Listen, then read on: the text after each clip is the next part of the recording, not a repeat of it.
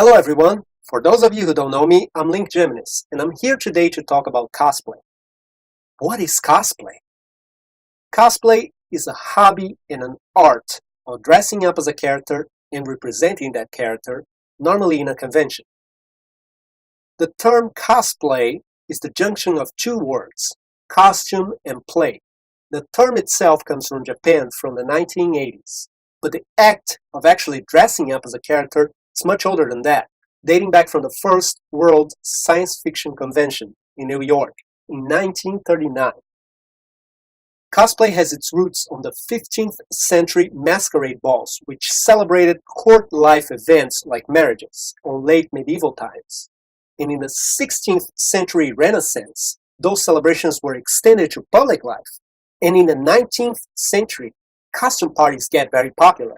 And that's when we see the first costumes based on fictional characters, like the Three Musketeers or William Shakespeare characters.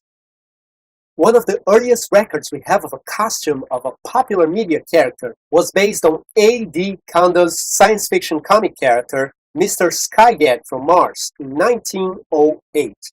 And the first people to wear a costume to a convention were science fiction fans Forrest J. Ackerman and Myrtle R. Douglas in 1939 in the first World Science Fiction Convention in New York. They were futuristic costumes based on pulp magazine artwork of Frank R. Poe and the 1936 film Things to Come. And one of the first costume contests we know of that happened in a convention happened in the first Academy Con in New York in 1965. And then in 1984, Nobuyuki Takahashi, future founder of Studio Hard, attended to the 42nd World Con in Los Angeles. And he was impressed with all the costumes, and he made a report about it. Even though it was already a practice in Japan since the 70s to dress up for a convention, it was Nobuyuki Takahashi's report that made cosplay famous. It was also that same report that coined the term cosplay. Now, after the history lesson, let's talk about cosplay itself. In my opinion, there's two types of cosplay. There's regular cosplay and hardcore cosplay. Regular cosplay is the most common and the most fun of all. You just pick any character and make a costume that resembles that character. Anything goes. You can be a little scrawny kid dressed up as Thor, or a 150-pound bearded guy dressed up as Sailor Moon. It doesn't matter. It's all about fun. You can have your own take on the character. It doesn't need to be perfect. You can do whatever you want. You can even do a mashup of two different characters in one costume, which is very popular among people that cosplay Deadpool. Regular cosplay is the best if you're just starting or if you've never done cosplay before and want to try it out. Now, hardcore cosplay is when people go through extra lengths to look exactly like or very close to the actual character. Hardcore cosplayers spend a fortune in their costumes, and some of them even go as far as modifying their own bodies to look exactly like the character, like getting the character's tattoos, or even getting plastic surgery to get the character's traits. But most hardcore cosplayers start by choosing characters that match their own physical traits, like body type, and most often than not, their gender, which is not always the case because there's some breathtaking gender-bending cosplays out there. And it's also worth mentioning that there's an amazing trend called steampunk that makes steampunk version of characters as cosplays, which involves a lot of creativity and produces spectacular results. And of course, you can always buy your cosplay online or on a costume store, but where's the fun in that?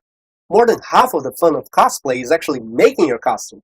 But if you do decide to buy your cosplay online, there are several options from companies to actual cosplayers that make full to partial cosplays to order. I wouldn't recommend buying your costume though, because not only it takes most of the fun away, it's actually not personal anymore. It's not your costume. It's a costume that anyone can have. You can go to a convention and find 5 different people with the exact same costume. And if you participate in a costume contest, the judges can tell it's not your costume. They can tell you bought it. And speaking of costume contests, what is the criteria to judging cosplay?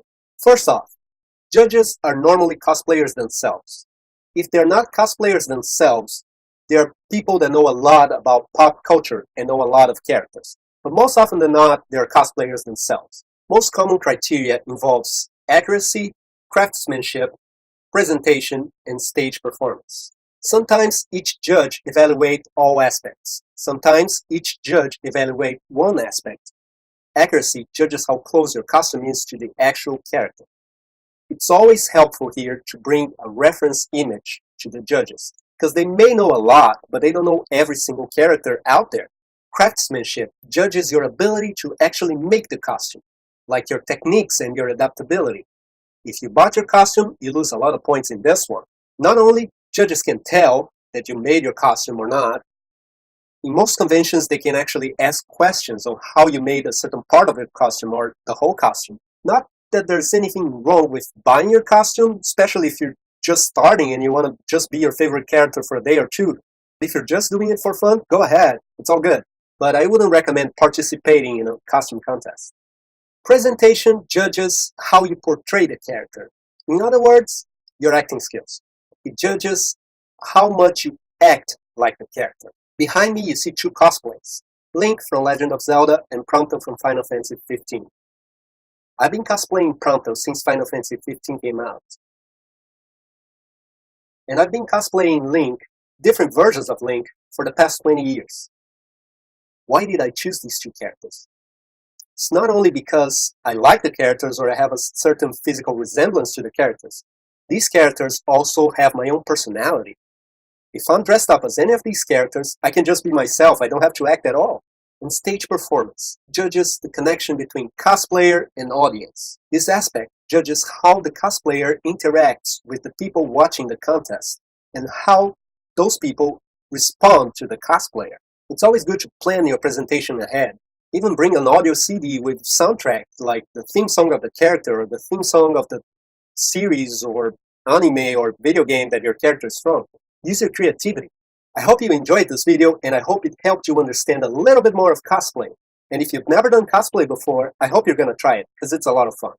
Now, check out my website, subscribe to my channel, and I hope to see you in a convention.